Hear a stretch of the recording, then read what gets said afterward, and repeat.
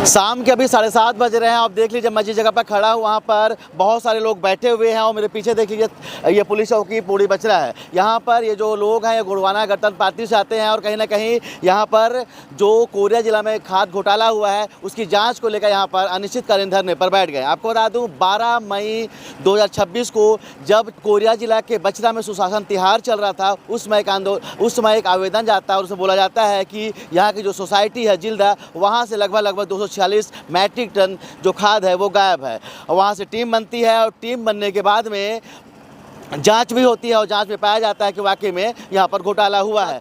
तथ्य सामने आते हैं और वहाँ के जो मुख्य आरोपी होते हैं, वहाँ के जो मुख्य प्रबंधक होते हैं उनको गिरफ्तार करके पुलिस जेल में भेज देती है। यहाँ तक तो मामला आपको सबको सही लग रहा होगा, लेकिन समझिए अगर सरकारी खाद को गलत तरीके से बेचना अवैध है तो कहीं ना कहीं उस खाद को खरीदना भी बिचौलियों के द्वारा वो भी अवैध है, उनकी भी गिरफ्तारी होनी चाहिए। इनका आरोप है कि जो रसूखदार लोग हैं उनका जब नाम सामने आता है तो पुलिस प्रशासन के हाथ पांव फूल जाते हैं और वो कार्रवाई नहीं करते हुए मामले को ठंडे बस्ते में डाल देते। तो चलिए आज यहाँ पर जो पार्टी के जो नेता हैं वो देखिए यहाँ पर महिलाएँ भी हैं पुरुष भी हैं, सब धरने पर बैठ चुके हैं। पीछे देखिए पुलिस प्रशासन भी सजग होकर वहाँ पर खड़ा हुआ है। लेकिन समझिए बात जब आती है तथ्य की, बात जब आती है सच्चाई की, तो आखिर जब मुख्य आरोपी पकड़ लिया गया है तो आखिर जो सह आरोपी हैं उनके साथ में जो खरीदार है उनकी गिरफ्तारी क्यों नहीं हो पाई। तो चलिए इसी मुद्दे पे हम बात करेंगे जो कुछ लोग हैं उनसे कि आखिर गिरफ्तारी क्यों नहीं हो पाई है और आखिर इस समय पे शाम के 7:30 बजे धरने में क्यों बैठना पड़ रहा है।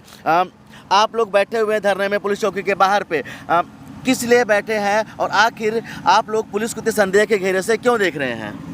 यह जो आज का हमारा पूर्ववत जो एजिटेशन था, जो आंदोलन का प्रशासन को ज्ञापन सौंपे थे, उसके परिप्रेक्ष्य में बैठे हैं। और मुख्य मुद्दा यही है कि यहाँ पे जो सोसाइटी क्रमांक 525 जिल्दा, जहाँ पे 286.75 मैट्रिक टन खाद जो गमन हुआ है, जिसके सिलसिले में उसको आरोपी बनाकर जेल भेजा गया है, पर उसके जो आरोपी हैं, बिचौलियाँ हैं, उनको प्रशासन जानबूझकर छोड़ दिया है, जिसका हम विरोध जताते हुए यह आंदोलन के परिप्रेक्ष्य में यहाँ धरना पे बैठे हैं।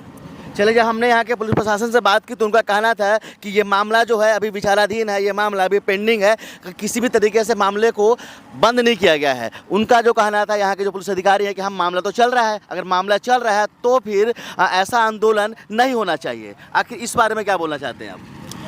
नहीं, क्या है, मामला तो चल रहा है, ठीक बात है, मगर एक व्यक्ति को गिरफ्तार करके जेल भेज देना और बाकी लोगों से खाद तो बरामद कर लिए, खाद कहीं ना कहीं कुछ ना कुछ तो ये सुपुर्दगी किए हैं। जब हमने बात किया तो बोला गया कि खाद बरामद नहीं हुई है, तो इसका मतलब ये है कि खाद वहाँ से चोरी ही नहीं हुई है।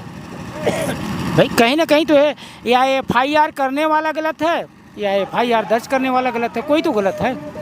चलिए हमने देखा है कि किस तरह से जब मानसून का मौसम आता है, खेती बाड़ी का मौसम आता है तो किसानों को दर दर भटकना पड़ता है खाद के लिए और कहीं ना कहीं वो इस तरह की जो कालाबाजारी होती है, इस तरह से जो चोरी छुपे बेच दिया जाता है, उसी का परिणाम है जो ऐसा कुछ होता है। जिस तरह से खाद तो निश्चित तौर पर चोरी यहाँ से हुई है, इस कारण से जो प्रबंधक थे उनको जेल भी भेज दिया गया है। क्या लगता है आप लोगों को कि जो सह आरोपी हैं जिनके बारे में आप लोग आंदोलन कर रहे हैं कि उनको नहीं पकड़ा जा रहा है, आप लोग आंदोलन करेंगे, पकड़ेंगे उन लोग को? जी जरूर पकड़ेंगे।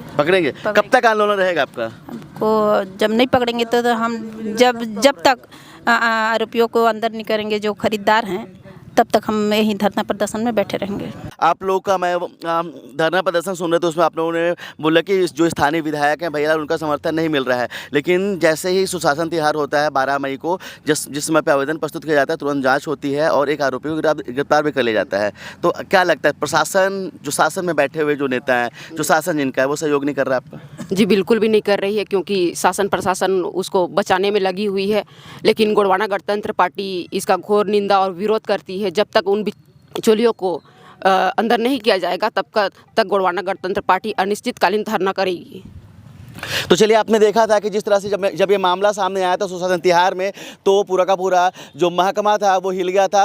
अभी हालत ये है कि जो गोंडवाना गणतंत्र पार्टी के जो लोग हैं, अब समझिए यहाँ पर धरने पे बैठे हुए हैं और कहीं ना कहीं उनका यही कहना है कि जब तक जो मुख्य आरोपी के बाद में सह आरोपी हैं जिनके बारे में बोला जाता है कि वो काफ़ी रसूखदार है, जिन पर कार्रवाई नहीं हो रही है, जब तक उन्हें कार्रवाई नहीं होती है तो हम धरने पर बैठेंगे। चलिए कुछ और भी लोगों से बात करते। क्या नाम है आपका? मेरा नाम प्रताप सिंह है। क्यों बैठे हैं धरने पे? हम लोग चाहते हैं सर कि जो खाद के विरोध में जो बिचौलियाँ हैं ना, उनके ऊपर कड़ी से कड़ी कार्रवाई होनी चाहिए ताकि किसानों को अच्छे मात्रा में खाद मिल सके और खेती कर सके। चलिए, निश्चित तौर पर कार्रवाई होनी भी चाहिए। जिस तरह से समझिए, जब हमने फिर बोला कि जब खेती बाड़ी का सीजन आता है तो ऐसे किसानों को मजबूर होना पड़ता है एक एक बोरी खाद के लिए, और जो बिचौलिए होते हैं वो 400 रुपये की खाद को कहीं ना कहीं 1000 रुपये में बेचते हैं। अब यही किसान उनको लेने पर विवश हो जाते हैं। तो चलिए, उम्मीद करेंगे कि प्रशासन जो है पूरी ईमानदारी से काम करेगा। उम्मीद करेंगे कि जिस तरह से यहाँ पर गोंडवाना गठबंधन पार्टी के जो लोग हैं और कहीं ना कहीं जो आम किसान है जो यहाँ पर बैठे हुए हैं उनकी हड़ताल का असर पड़ेगा। और जो बिचौलिए हैं, कहीं ना कहीं ऐसे बिचौलिए हैं जो प्रत्यक्ष तौर पर किसानों को मारते हैं और कहीं ना कहीं अपने मुनाफाखोरी के चक्कर पे ऐसे किसानों को आर्थिक चोट पहुंचाते हैं, उन पर कार्रवाई होगी। हमारे साथ में अभी एसडीओपी राजेश कुमार साहू जी भी हैं। सर, जिस तरह से आंदोलन जो चल रहा है यहाँ पर, जो बोला जा रहा है कि मुख्य आरोपी को तो जेल भेज दिया गया है, लेकिन खाद घोटाले पे जो सह आरोपी थे, जो बोला जा रहा है कि जो रसूखदार लोग थे उन पर कार्रवाई नहीं हुई, उस कारण से जो आंदोलन यहाँ पर हो रहा है उसके बारे में क्या कहना चाहते हैं, और सह आरोपी जो है वो क्यों नहीं पकड़ाए हैं उसके बारे में आप क्या कहना चाहते हैं? ये भी इनके द्वारा ज्ञापन दिया गया है जिसके खिलाफ एफआईआर किया गया, वो तो पुलिस ने कार्रवाई कर ली है। अब बाकी जैसा एविडेंस आएगा, क्योंकि किसी के संलिप्तता वो सब एविडेंस बेस पे होता है, जैसा एविडेंस आएगा पुलिस के द्वारा वैसी कार्रवाई की जाएगी। जैसे बोला गया कि जांच के लिए जो आरोपियों के जो नाम आ रहे हैं उनको थाना पे लाया गया, लेकिन इसके बाद में मामले को रफा दफा कर देगा जो आरोप यहाँ पर लगाया जा रहा है जिस तरह से गोंडवाना गठबंधन पार्टी के नाम से।